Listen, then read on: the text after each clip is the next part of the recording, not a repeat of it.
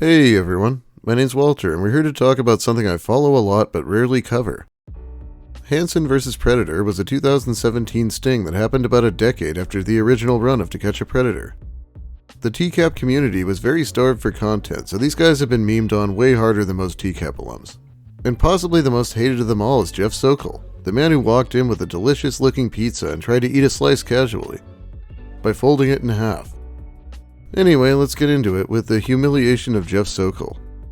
Jeff Sokol didn't have the worst chat log or the worst intentions out of the group at all. So why is this man so reviled? It's obviously his arrogance. No one else in Hansen vs. Predator tried to argue with Chris Hansen like Sokol did. Every one of them knew they were screwed, but Jeff honestly didn't think he did anything wrong, and he still doesn't to this day apparently. I get the argument that there wasn't actually any underage victim, but Jeff didn't stop at chatting. He drove 2.5 hours to get to a 13-year-old girl. That is not a normal amount of effort to hook up with someone. He really wanted to do this. He also is kind of pushy with the decoy, but I think I get it. These decoys are so thirsty online sometimes, and then he walks in and nervous Nelly is there, physically terrified of him. Probably made him a little suspicious. Jeff showed up with pizza from Planet Pizza and orange juice, a combination that has come to be known as the Sokol Special. I'm mostly here to read comments today. Let's check out Planet Pizza in Fairfield, Connecticut and their reviews. Really generous portions. The small pizza is nearly as big as the large. So this 44-year-old man asks in the chat log for the 13-year-old to provide the alcohol, and then he shows up with a small pizza instead of a large. And a small dick apparently. You can't be a real man with a 3-inch dick. LOL? I'm not that big, but I know how to satisfy a girl. Good to know. When I saw my buddy Jeff eating this pizza, I was like, man, I'd do anything to have one slice of it. So I drove 2.5 hours down I-95 to try some. I was a little apprehensive at first, but I had to remind myself that I just came to get something to eat. I ordered the small pizza, almost as big as the large, and it was the cleanest, best pleasure. Pizza like this doesn't come along often. I'd want it again and again. I washed it down with some orange juice and then headed to Atlantic City to see my other brother. I recommended this pizza to him, so he'll just stop by sometime. This is TCAP humor for you. It's the same jokes repeated again and again for decades. Probably makes no sense if you're not familiar with the series. And there are hundreds of these reviews, by the way. I just came to get something to eat, at the recommendation of my buddy Scott Pedersen. My GPS was wicked confusing, but I did find the spot, and although the small is almost as big as the large, it's a die for. Seriously, nothing will stop you from enjoying a slice. I even got some beers, but just be careful and don't get drunk with that. Pizza was fire, and it even reheats well after you put that in the refrigerator. 5 out of 5. I was driving from the Nup North to Atlantic City and decided to drop in just to get something to eat. I got the large pizza, great deal, and enjoyed it while watching the Steelers and Ravens game. I couldn't finish the pizza and had to put the rest in the refrigerator. We all had a great time. Me, my mommy, and my daddy. Oh, look at this from the TCAP wiki. Chris Hansen revealed that it was the idea of his son Chase to suggest to Sokol that he should bring a pizza from Planet Pizza. Chase was working as a camera operator for the Hansen vs. Predator investigations at the time. I didn't know that, but I'm actually here because Sokol himself maybe showed up in the comments. Well, sir, I disagree 100%. It's not against the law to meet a girl that doesn't even exist. You may think that thought crimes are okay, but in America, we're supposed to be free from thought crimes. Mr. Sokol didn't show much worry or concern because he didn't think what he was doing was wrong. There was no intent. The police searched my car and didn't find condoms. There was no mens rea because Mr. Sokol wasn't breaking the law. Obviously, we can't be sure if he wrote that or not, but I'd like to think he did. Look at this picture. He thought a 13-year-old would call him a handsome beast after he sent that. Forgetting the pedo factor for a minute, let it sink in that Jeff thought this picture was sexy. He looks like a constipated Waldo going to a Bruins game. He looks like he has the game of a 6th grade boy that's only heard of boobs. This guy isn't so much worse than someone who just got caught by a police sting for the same thing. The first result for his name on YouTube has over 7 million views and 36,000 comments. Let's look at some recent ones. The worst part about Jeff wasn't that he came to meet a child, but that he honestly didn't see anything wrong with it. At least other predators go, I screwed up, or the moment they see Chris they say, oh crap. Even they know they screwed up, and 95% of them know what they are doing is wrong, but give in to temptation. Jeffy boy just doesn't see the issue, that he came to have sex with a girl who literally learned to tie her shoes 6 years prior. When you remember that he's in someone else's house, questioning who could potentially be the father and owner of the house, you realize the level of disrespect. I had no expectations, but I had to take some Viagra before I ate my pizza tonight. But apart from that, who are you? What a complete fucktard. Oh my god, someone's actually defending him. Chris Hansen keeps saying, but she's 13. Actually, she isn't. That girl they used was of legal age. I am not sure what Sokol's defense was, but they should have gotten his case thrown out on account of them basically lying. Okay, so it is likely for a sting not conducted by the police to get cases thrown out for entrapment. So I'm assuming Tetrad Corps is kind of professional about it like Perverted Justice was. They never messaged first, and they kind of conducted the conversation in a way that made it really obvious what the guys were up to. He doesn't know how to eat pizza, and he's going to jail with a raging boner. I'm not exactly sure what the pill he took before eating was, but they did find Cialis in his car, so it doesn't really matter. Imagine the fucking audacity. That fucker is in another person's house as far as he knows, and he's the one demanding knowing who Chris is, who, for all he could know, is the girl's dad. Oh look, it's a 5-star review by Miss Kayla Marie Armstrong. My boyfriend Lauren was supposed to buy me some pizza down from this place and drop it off to me in Kentucky on his way down from Nashville. I ended up getting it from a nice man named Anthony Palumbo instead, from New Jersey, after he told me he couldn't drive at night, because it makes him nervous driving when it's dark. We shared the pizza and beer too that was in the refrigerator. Kid friendliness. Perfect spot for a 13-year-old girl. When it comes to pizza, I like it raw. No rubber texture for me. This pizza was great.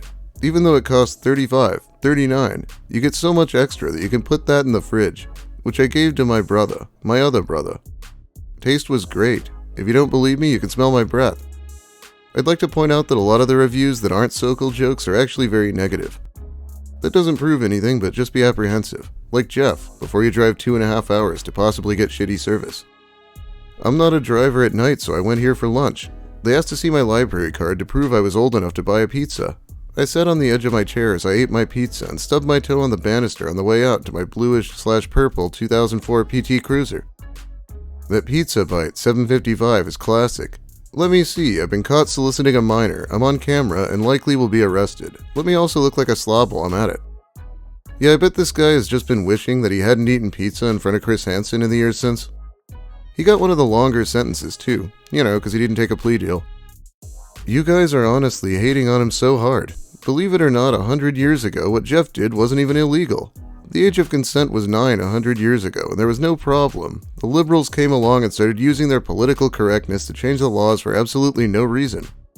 If Jeff and Bailey fell in love, who are we to judge them?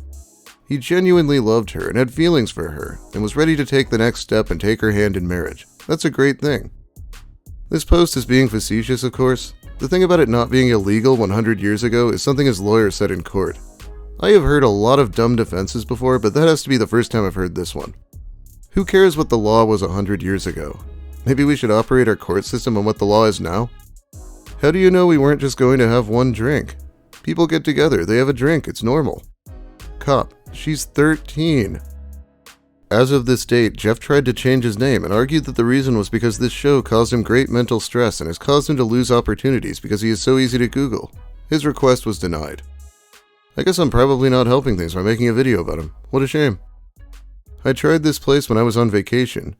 When I got back to Boston, I told a coworker of mine about this place, and he drove 2.5 hours to try it.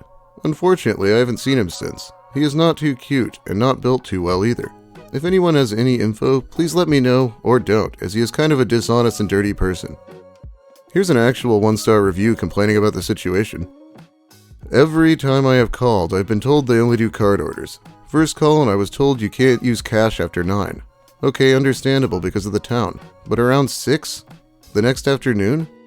And you can't get a decent review because 9 out of 10 reviews are from idiots who are leaving false reviews, 5-star mostly, because they're fans of To Catch a Predator with Chris Hansen, and some referring to Jeff Sokol and orange juice, etc.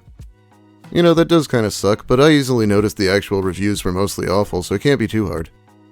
Oh yeah, there's also some person who is using Jeff's face and name to leave a bunch of anti-Semitic replies here, implying Jeff is rich or he's like this because he's Jewish. Yeah, hilarious shtick, guy. Gotta assume that one's not actually Jeff. Even Jeff's interrogation has over 500,000 views. And if you haven't seen it, I would suggest it. It's basically just a continuation of his Chris Hansen interview, where he just acts like he did nothing wrong. This is the problem with society. I respect Detective Kelly's restraint. I would have clocked Jeff in his fucking ugly face after he said that shit. I like to laugh thinking about how dude had a boner pill coursing through his veins while getting grilled by the detective, lol. I didn't want to leave my Cialis in my car, as if someone would want to break in and steal it. His arguments just dig his own hole deeper. While I find all other TCAP predators to be super interesting and even relaxing to listen to, and over and analyze, not Jeff Sokol. Instead, I hate him with a passion. My blood boils listening to him try to debate his point. This is a textbook piece of shit. I agree, and Jim Rosh right up there with this loser too. Another piece of shit. Okay, this one's not very well known, but if you're not familiar with Jim Rosh, he was a guy who didn't get to the house on time at all because he got lost a few times, so he couldn't be interviewed by Chris Hansen, sadly. But he did get there eventually, very drunk, after a bear tried to eat his dick or something. And he proceeded to give the best interrogation I've ever seen. He thought the cops loved him and wouldn't shut up. Maybe I'll cover it sometime, but if not, check it out. Imagine knowing this guy in real life, and you didn't like him, and you get to have this video to watch anytime you want. I'm jealous of everyone who met him. These detectives had so much patience. They should receive an award for having patience and not reaching across that table to slap him. Alright, let's just read some more comments and then I think I'll call it a day. Jeff thinks of himself as the kind of guy who, if parents were going to have their kid hurt by a predator, they'd want them hurt by a predator like Jeff. It's so rewarding to see him all smiley talking to her and trying so hard to act all cool, and then his smile instantly being wiped away. You're picking apart what I'm saying. Clearly Jeff didn't realize he was being interrogated. I came here down the I-95 from Boston because my girlfriend said she wanted pizza. She said to get the small, but I was pretty apprehensive about it. I usually like the smaller versions of things anyway, but it was almost the same size as the large. Offered some to my friend Chris, but he declined. More for me. A guy named Kevin told me about this place. I ordered the small pizza, which thankfully was bigger than Steven's. It was cute, built good. While here, a man was running around, chasing a cat with Cool Whip. Luckily, the manager had a bottle of water to give him, because all that running around must have dried him up. How Chris Hansen withstood from eating that pizza is beyond me. This is my favorite Predator episode. I love the fact that he thought his lumberjack shirt and trimmed beard would be appealing to a 13-year-old. The fact that he thought he was being so careful with his chat, but couldn't stay away despite his reservations. Then the smugness arc, where he goes from hero in his head to the complete zero we all know him to be. Gah, I get more uncomfortable every second the decoy stays in the room. I know the crew isn't going to let anything happen, but when he went in for that hug, I shuddered. Props to these girls for being able to do this. It must have been scary. In his podcast, Hansen called Jeff Sokol the most dangerous predator he's ever caught. Agree or disagree? Most dangerous predator? Sokol? How bombastic. No, people don't hate this guy because he's dangerous. He's mostly smug and annoying. Sokol is an average creep at most. He was far from the most dangerous man caught in Hansen vs. Predator. That title goes to either Buchanan or Gentile. Even Cologne had previous victims. Velez is way worse than Sokol as well. Sokol wasn't even the top 5 of Hansen vs. Predator, lol. Sokol was arrogant, but you could tell right away with Velez that he just plain had no remorse and was only concerned with himself. Velez was a bit more than just a plain creep. Yeah, we did have Michael Gentile, and more importantly Stephen Buchanan. The guy who showed up with a kill kit and blamed his PTSD. What a scumbag. That kind of thing really burns me up. Still, Jeff seems to have until 2029 to lose his RSO status. So I'd expect the insulting comments to continue. Anyway, that's about all the time I have for you today. Thanks for watching, everyone. If you liked the video, please give it a like. If you have something to say, make sure you let me hear it in the comments. They are always the cleanest, best pleasure. If you're new here, consider subscribing for more of the same and my usual stuff. I'll probably be back on the usual content very soon here.